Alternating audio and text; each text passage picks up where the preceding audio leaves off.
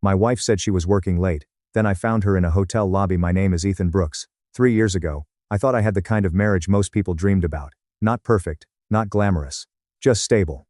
The kind where you wake up beside the same person every morning and believe, without question, that they're on your side. My wife, Rachel, and I had been married for 9 years. We met when we were both struggling to build our careers. Back then, neither of us had much money. We lived in a tiny apartment above a grocery store. The heating barely worked during winter. The ceiling leaked whenever it rained. But we were happy. At least, I thought we were. As the years passed, life improved. I built a successful consulting business. Rachel climbed the corporate ladder at a marketing firm downtown. We bought a beautiful house in the suburbs. We drove nice cars. We took vacations every summer. From the outside, everything looked perfect. That's why I never saw the betrayal coming. Looking back now, the warning signs were everywhere. I just didn't want to see them. It started gradually. Rachel began working later and later. At first, it seemed normal. Her company had landed several major clients. Everyone was working overtime. She often came home exhausted. Sometimes after 9. Sometimes after 10. Occasionally after midnight. Whenever I asked if everything was okay, she'd smile and tell me not to worry.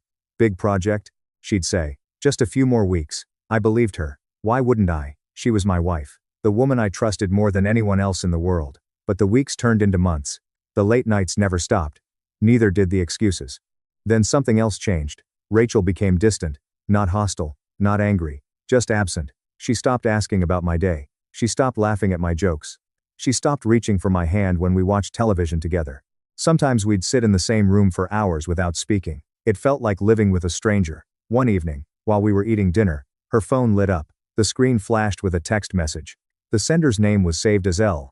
Rachel grabbed the phone so quickly she nearly knocked over her wine glass. I remember that moment clearly, not because it proved anything, but because it was the first time my instincts told me something was wrong. Something deeply wrong. Who was that? I asked casually. She barely looked up. Just work. Then she changed the subject. Most people would probably have pushed harder. I didn't. Trust can make you blind. A few days later, my best friend Marcus invited me out for drinks. Halfway through the evening, he asked a question that caught me completely off guard. Everything okay with Rachel? I frowned. Why?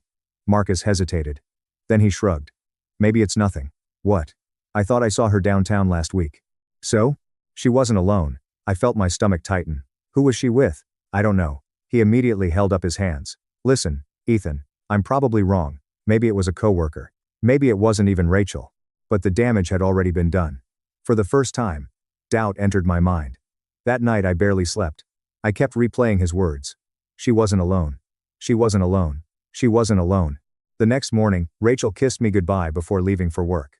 The gesture felt rehearsed. Mechanical. Like an actress performing a role she'd stopped believing in.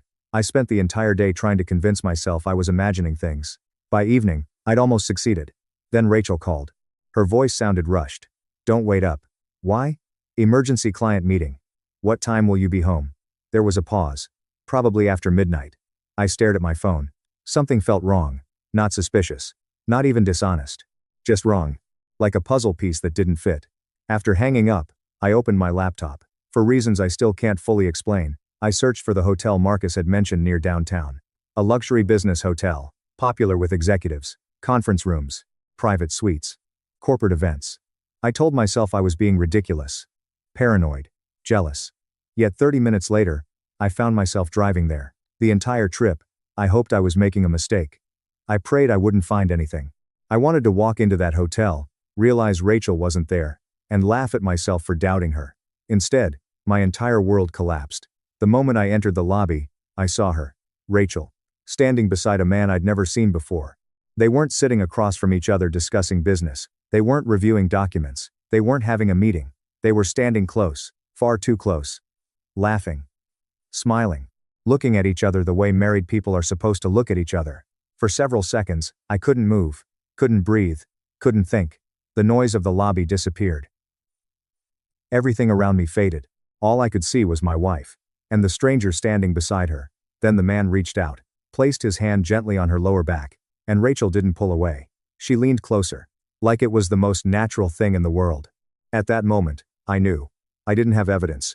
I didn't have proof. But deep down, I knew. The woman I loved was no longer mine. And I was about to uncover a secret far worse than an affair. A secret that would destroy not only our marriage, but everything I believed about the last 3 years of my life. I don't remember leaving the hotel. To this day, that entire night feels like a blur. One moment I was standing in the lobby staring at Rachel. The next, I was sitting alone in my car, gripping the steering wheel so tightly my knuckles had turned white. I kept replaying what I'd seen. The way she smiled at him. The way he touched her.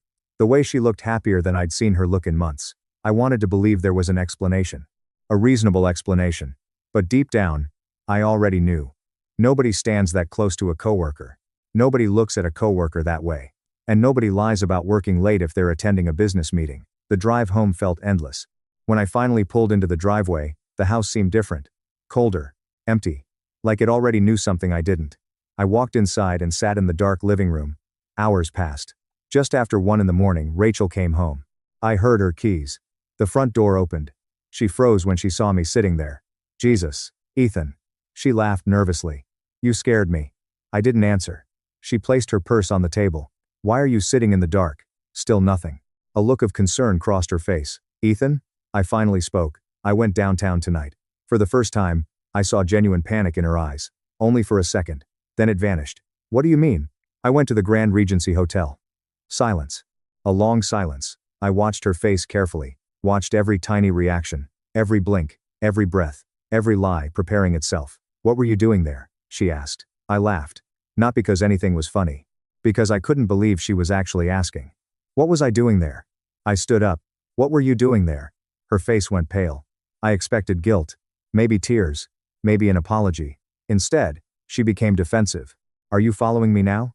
The accusation stunned me. I stared at her. That's your response? You followed me? No. I happened to find my wife in a hotel lobby while she was supposedly working. Rachel crossed her arms. It was a client meeting. At 10 o'clock at night? Marketing does not run on your schedule, Ethan. The arrogance in her voice shocked me. She was not acting like someone caught doing something wrong. She was acting annoyed. Like I was the problem. Like I was inconveniencing her. Who was he? She looked away. A client. Name. I do not have to explain every business interaction to you. I felt something inside me crack. For years, I'd trusted this woman completely. And now she could not answer a simple question. I nodded slowly. Okay. Okay. Yeah.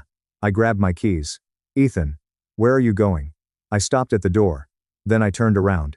I think the better question is. I looked directly into her eyes. Where have you really been these last 6 months? For the first time, she had no answer. I left. That night, I slept in a hotel across town. Ironically, it was easier to stay in a hotel than my own house. The next morning, I called my attorney, not because I was ready for divorce, because I needed to understand my options. The conversation lasted almost 2 hours. By the end, I had a checklist: financial records, bank statements, property documents, business assets, evidence, information, facts. My attorney gave me one piece of advice: do not confront her again until you know the whole truth. At the time, I thought that sounded extreme. A week later, I realized it was the smartest advice I'd ever received. Over the next several days, I started paying attention, really paying attention. For the first time in years, the patterns became impossible to ignore. Rachel frequently left work before 6, yet she did not come home until after 10. Her credit card charges appeared in places she'd never mentioned: restaurants, wine bars, private clubs, downtown parking garages. Then I discovered something that made my stomach drop: a second phone. I found it by accident. Rachel was taking a shower. Her gym bag was sitting near the laundry room. When I picked it up, I heard something slide inside. I opened the side compartment. There it was. A phone I'd never seen before. My heart started pounding. For nearly a minute I simply stared at it. Part of me wanted to put it back. Part of me did not want to know. But it was too late for that. The marriage I thought I had was already gone. I powered it on. The device was not locked. That was her first mistake. The messages were still there. Thousands of them. Months worth. Maybe longer. And every single one was between Rachel and a man named Daniel. The same man I'd seen at the hotel. As I scrolled through the conversations, my hands began shaking. Hotel reservations. Photos. Vacation plans. Private jokes. Late-night messages. Intimate conversations. Declarations of love. The affair was not new. It was not a mistake. It was not a moment of weakness. It was a second relationship. A full-blown relationship. One she'd been living behind my back for years. Then I found a message that changed everything. Daniel had written, "Once the company acquisition is finalized, We will not need him anymore. I froze. I read the message again. And again. And again. The company acquisition. We will not need him anymore. What company? What acquisition? What did that have to do with me? Then I found Rachel's reply. My blood ran cold. Just be patient. Ethan still trusts me. He will sign whatever I put in front of him. I could not breathe. The affair was not the biggest betrayal. Not even close. They were not just cheating. They were planning something. Something involving my business. Something involving me. And suddenly, I realized the hotel lobby had only been the beginning. The real nightmare was still waiting. The woman I married was not simply having an affair. She was helping someone target everything I'd spent 15 years building. And now that I knew the truth, I intended to find out exactly how far their scheme went, no matter what it cost me. I did not confront Rachel. Not after what I found on that phone. Not after reading months of lies. The old version of me would have exploded. He would have stormed into the kitchen, thrown the phone on the table, demanded answers. But that version of me was gone. Because now I understood something important. Rachel and Daniel were not just having an affair. They were working towards something. And if I confronted them too early, I'd never discover what it was. So I stayed quiet. I acted normal. I kissed Rachel goodbye in the mornings. I asked her about work. I pretended everything was fine. Meanwhile, I copied every message from the secret phone. Every photo. Every email. Every piece of evidence. Then I hired a private investigator. His name was Frank Mitchell. Former federal investigator. 25 years of experience. The kind of man who noticed details other people missed. We met at a small diner outside the city. I handed him a folder. Inside were screenshots from the phone, hotel receipts, photos, names, dates, transaction. Frank spent 20 minutes reading everything. Then he looked up. What exactly do you want me to find? I leaned forward. Everything. For the first time, he smiled. That's usually the right answer. The investigation began immediately. And within 72 hours, things became much worse. Frank called me late on a Thursday evening. His voice sounded unusually serious. I think you need to see this in person. The next morning, I drove to his office. He spread several photographs across his desk. The first showed Daniel entering an office building downtown. The second showed him meeting with two men in expensive suits. The third made my stomach tighten, because I recognized one of the men. His name was Victor Kane, a corporate acquisition specialist. In reality, he was known for something else. Hostile takeovers. He built a reputation destroying small and medium-sized companies. Buy controlling interests. Remove leadership. Liquidate assets. Sell what remained. Move on to the next target. I'd encountered him once during a business conference years earlier. Back then, he'd shown interest in purchasing part of my consulting firm. I turned him down immediately. Apparently, he had not forgotten. Why is Daniel meeting with him? I asked. Frank slid another photograph across the table. That's the interesting part. The image showed Daniel entering a law office, one specializing in corporate mergers and acquisitions. I felt a chill run through my body. What are they planning? Frank sighed. I do not know yet. But whatever it is, your company appears to be involved. For several seconds, neither of us spoke. Then Frank opened another folder. Inside was a report. Daniel Harper is not who he claims to be. I looked down. The information stunned me. Daniel was not a wealthy entrepreneur. He was not a successful executive. He was not even independently wealthy. Nearly everything Rachel believed about him was a lie. He had failed businesses, outstanding debts, pending lawsuits.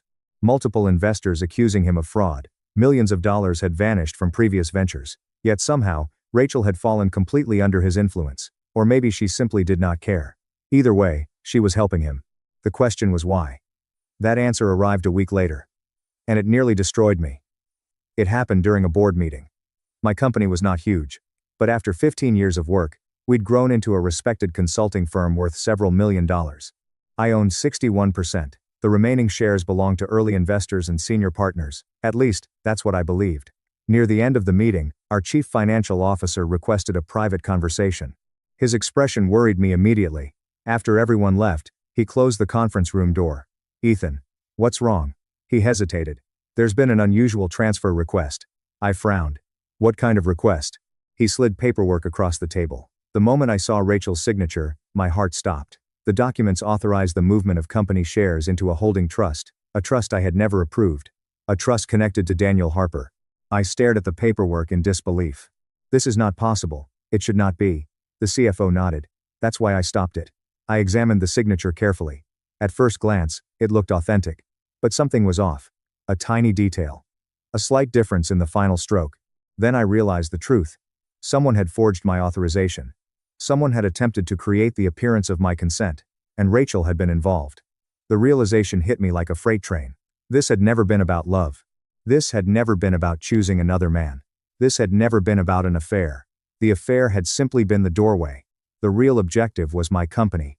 Everything I'd built, everything I'd sacrificed for. Every late night, every risk, every failure, every victory. They wanted all of it.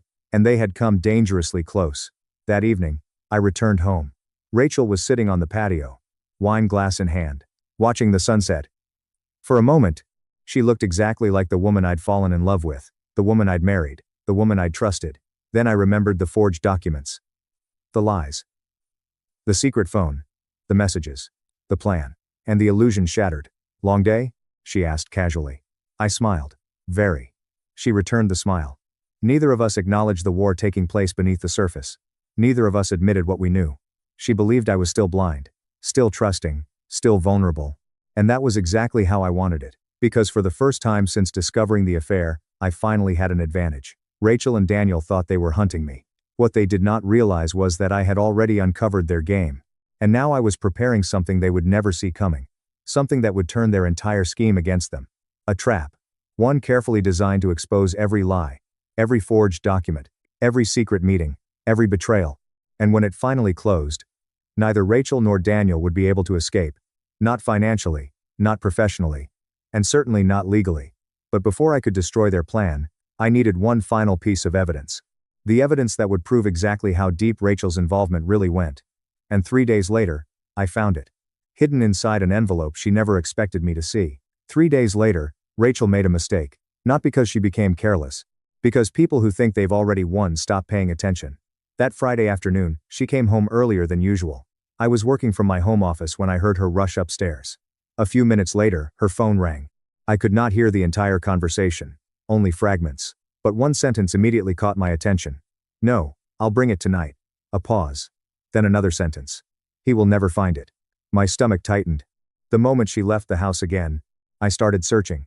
Not wildly. Not desperately. Methodically. I already knew Rachel. If she was hiding something important, she'd keep it close. Somewhere she could access quickly. Somewhere she believed nobody would ever look. An hour later, I found it. Inside an old storage box in the back of our walk-in closet. Beneath winter clothes and photo albums. A large manila envelope. No labels. No markings. Nothing suspicious from the outside. But the moment I opened it, I knew I'd found exactly what I was looking for. My hands began shaking as I examined the contents. Copies of legal documents. Business records. Property agreements. Corporate filings. Some were legitimate, others were not. One document immediately stood out. It was a proposed acquisition agreement involving my company. At the bottom was my signature. Or at least, a version of my signature. A very convincing forgery. The agreement would have transferred controlling authority to an investment group connected to Daniel and Victor Kane. In exchange, I would receive a payment far below the company's actual value. Essentially, they planned to steal years of my work through paperwork. Then I found something even worse. A series of emails, printed and organized chronologically. Rachel had been communicating directly with Victor Kane for nearly 8 months. Not as an innocent spouse. Not as someone being manipulated. As an active participant. She discussed my schedule, my travel plans, my financial habits, my business concerns, my weaknesses, everything. Every confidence I'd shared with my wife had become intelligence for the people trying to destroy me. I sat there for several minutes. Unable to move. Unable to think. The betrayal felt different now. The affair had hurt. This felt deeper. Much deeper. Rachel had not simply betrayed our marriage. She had weaponized my trust. The person who knew me best had become the most dangerous person in my life. Then I reached the final document, and suddenly everything made sense. It was a debt report. Daniel Harper owed more money than I could have imagined, nearly $4 million. Outstanding loans, failed investments, private lenders, legal judgments. The man was not wealthy. He was desperate, which explained everything. The affair, the acquisition, the pressure, the urgency. Daniel was not pursuing Rachel because he loved her. He needed her. She was his access point, his way into my company, his shortcut to financial survival. I almost laughed when I realized it. Rachel believed she was leaving her husband for a successful businessman. In reality, she was risking everything for a man standing on the edge of financial collapse. The irony would have been funny if it had not destroyed my life. That evening, I met Frank and my attorney. We reviewed everything. Every document, every email, every forged signature. When we finished, the room was silent. Finally, My attorney leaned back in his chair. This is bigger than divorce. I nodded. I know. This is conspiracy, Frank agreed. Possibly fraud. Possibly attempted corporate theft. For the first time in weeks, I felt something besides anger. Hope. Because the evidence was not just exposing Rachel, it was protecting me. Their plan depended on secrecy. Now secrecy was gone. The next step was simple. We needed them to make one final move, one final mistake. So we created a trap. Over the following 2 weeks, I carefully planted information. Small pieces. Nothing obvious. Just enough to guide Daniel and Rachel toward a specific decision. I allowed them to believe a major investor was preparing to purchase a significant portion of my company. The opportunity appeared legitimate, exciting, profitable. Exactly the kind of situation Daniel would try to exploit. And he did. Almost immediately. Frank's surveillance team documented everything. Meetings, phone calls, emails, secret dinners, late-night strategy sessions. Rachel became more involved than ever. She was practically running the operation. The more evidence we gathered, the stronger our case became. Then came the breakthrough. A private meeting scheduled at a luxury hotel downtown. The same hotel where I'd first seen them together. The Grand Regency. Apparently Daniel enjoyed symbolism. Unfortunately for him, so did I. The meeting was supposed to finalize the transfer. The fake acquisition. The forged approvals. The financial arrangements. Everything. They believed victory was only hours away. They had no idea that every participant in the room was already being monitored. What they did not know was even better. The investor they expected to meet was not real. The meeting itself had been arranged through a company controlled by my attorneys. Every detail, every conversation, every promise, every lie, was being documented, legally, carefully, permanently. The trap was finally ready. All that remained was waiting. The night before the meeting, Rachel sat across from me at dinner. She seemed unusually happy. Relaxed. Confident. Almost excited. I knew why. She thought tomorrow would change her life. She thought she'd finally escape. She thought she was about to become wealthy. For a moment, I simply watched her. The woman I'd once loved. The woman I'd trusted with everything. Then she smiled. You seem quiet tonight. I smiled back. So do you. She laughed softly. Neither of us mentioned the war unfolding beneath the surface. Neither of us acknowledged what tomorrow would bring. But as I looked into her eyes, I realized something. I was not sad anymore. I was not angry anymore. I was not even heartbroken. Because the woman I loved no longer existed. Maybe she had not existed for a long time. What remained was simply someone I used to know, and tomorrow. She was going to learn exactly how badly she'd miscalculated. Because while Rachel and Daniel believed they were walking into the biggest victory of their lives, they were actually walking into the beginning of their downfall. And by the time they realized it, there would be no way out. Not for either of them. The morning of the meeting arrived. And for the first time in months, I slept well. Not because my problems were over. Because I finally knew exactly who my enemies were. Rachel left the house around 10 o'clock. She was dressed better than usual. Designer blazer. Elegant jewelry. The perfume she only wore for special occasions. To anyone else, she looked like a successful professional heading into an important business meeting. I knew the truth. She was walking toward the biggest mistake of her life.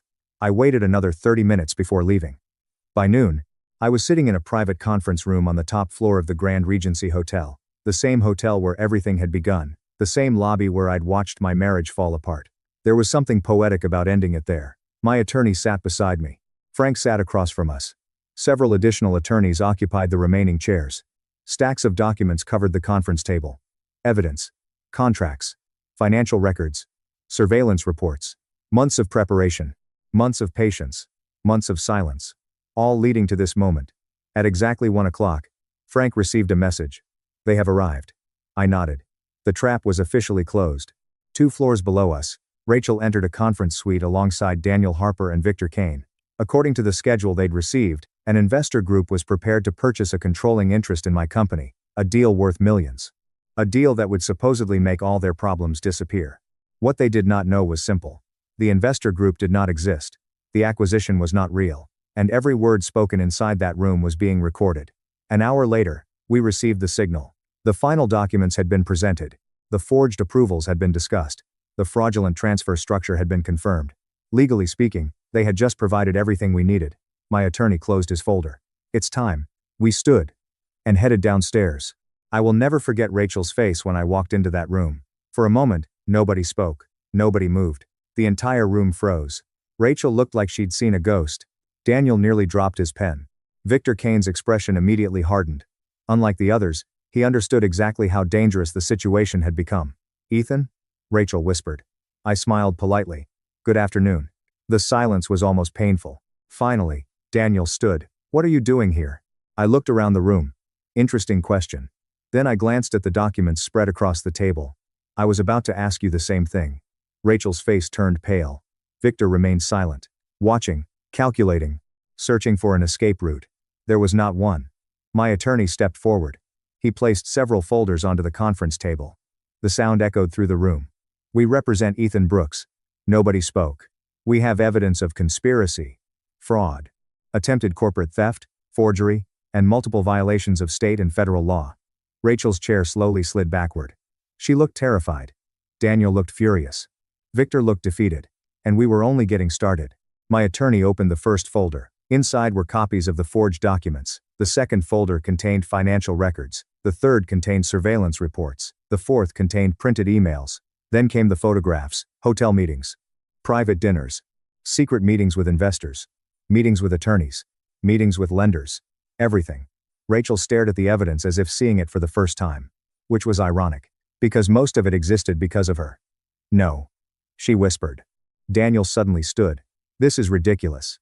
My attorney calmly slid another document across the table. The room became silent again. It was Daniel's debt report. Every loan, every lawsuit, every unpaid judgment, every failed business, every financial disaster, over $4 million in liabilities. For several seconds, Rachel simply stared. Then she looked at Daniel. "What is this?" Daniel said nothing. She looked again. "What is this?" Still nothing. I watched the realization spread across her face, slowly, painfully, relentlessly. The wealthy entrepreneur she'd sacrificed everything for was not wealthy. The successful businessman she'd chosen over her husband was not successful. The confident executive she'd trusted was drowning in debt. And suddenly she understood. She had never been Daniel's partner. She had been his tool, his access point, his shortcut. The same way I had been. Rachel looked physically sick. "You told me those lawsuits were settled." Daniel remained silent. "You told me your companies were profitable." Silence. "You told me you were worth millions." Finally, Daniel snapped. "Because I needed you to believe it." The room went completely still. Rachel stared at him. Daniel did not seem to care anymore. Months of pressure, months of desperation, months of lies. Everything exploded at once. "You think I would have gotten close to you otherwise?" Rachel looked like she'd been slapped. Daniel laughed bitterly. "You were married to the exact person I needed." Every word hit harder than the one before. "You had access. You had information. You had influence. You were useful." Useful. The word landed like a hammer. Because for the first time, Rachel experienced exactly what I'd experienced. Betrayal, manipulation, humiliation. And there was nobody left to blame except herself. Tears filled her eyes. She turned toward me. "Ethan." I raised a hand. "No." She froze. For months I'd imagined this moment. The confrontation. The explanations. The apologies. The tears. But standing there now, I felt surprisingly calm. Because none of it mattered anymore. "I trusted you." My voice remained steady. "I trusted you more than anyone in my life." Rachel began crying. "You lied to me. You helped people target my company. You participated in forged documents. You betrayed our marriage." Every sentence seemed to shrink her further. And yet I was not angry. I was simply finished. My attorney handed her another envelope. Inside were divorce papers. The sight of them broke whatever hope she still had. "Ethan, please." "No." Her voice cracked. "It was not supposed to happen like this." I almost laughed. Because that was exactly the problem. It was not supposed to happen at all. Across the room, Victor Kane quietly gathered his belongings. He understood the situation was over. Federal investigators would eventually receive the evidence. Civil lawsuits would follow. Financial damages would follow. His best option now was survival. Daniel was not as smart. He continued arguing, threatening, blaming everyone else. The more he spoke, the worse his situation became. Eventually even his own attorney advised him to stop talking. For nearly 2 hours, the meeting continued. By the end, the dream they'd spent months building had completely collapsed. The acquisition was dead. The conspiracy was exposed. The evidence was secured. The marriage was over. As I stood to leave, Rachel called my name one final time. I stopped. But I did not turn around. "I'm sorry." For a moment, I considered responding. Then I remembered the hotel lobby, the secret phone, the forged documents, the lies, the manipulation, the months she'd spent planning my downfall. And I realized something. Some apologies arrived too late, so I walked away, leaving Rachel crying behind me. leaving Daniel facing financial ruin, leaving the hotel where my nightmare had started. But as I stepped outside into the afternoon sunlight, I had no idea that the biggest twist of all was still coming. Because 3 weeks later, Rachel would show up at my front door. Alone, terrified, and carrying information that would destroy Daniel Harper forever. 3 weeks after the meeting at the Grand Regency Hotel, my life was finally beginning to stabilize. The divorce process had officially started. Daniel Harper's business empire, which turned out to be little more than a house of cards, was collapsing. Several lenders had filed lawsuits. Former investors were coming forward. Federal investigators had begun reviewing evidence connected to his financial activities. For the first time in nearly a year, I could see the end of the nightmare. At least, that's what I thought. Then Rachel showed up at my front door. It was nearly 10 o'clock at night. I was not expecting anyone. When the doorbell rang, I almost ignored it. But something told me to look. The moment I opened the door, I barely recognized her. She looked exhausted. Her eyes were swollen from crying. Her hair was unkempt. The confident woman who had walked into that hotel conference room weeks earlier was gone. Standing in front of me was someone who looked completely broken. Ethan. Ethan. Her voice trembled. I need to talk to you. My first instinct was to close the door. Not out of anger. Out of self-preservation. Every time Rachel entered my life lately, disaster followed. But then I noticed something. She was terrified. Not embarrassed. Not ashamed. Terrified. What happened? I asked. Rachel looked over her shoulder toward the street, then back at me. Can I come inside? 5 minutes later, she was sitting in my kitchen, holding a cup of coffee she had not touched. Neither of us spoke for nearly a minute. Finally, she slid a flash drive across the table. I looked down at it, then at her. What is this? Her eyes filled with tears. The reason Daniel is going to prison. The statement immediately got my attention. I sat down. Rachel took a deep breath. Then she began talking, and everything changed. Over the next hour, I learned the truth. Not part of the truth. Not Rachel's version. The entire truth. After the hotel meeting collapsed, Daniel had become desperate. More desperate than anyone realized.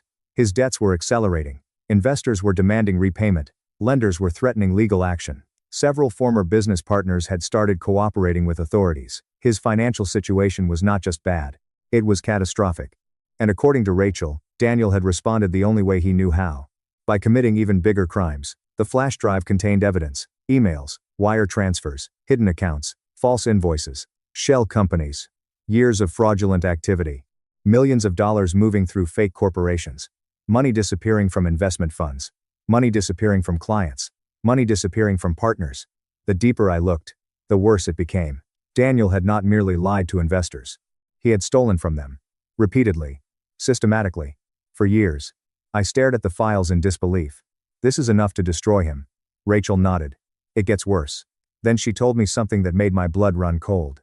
Daniel knew she had the evidence. And now he was trying to get it back. The previous week, someone had broken into her apartment. Nothing valuable had been taken. No jewelry. No cash. No electronics. Only one thing had been disturbed. The filing cabinet where she had hidden copies of the records.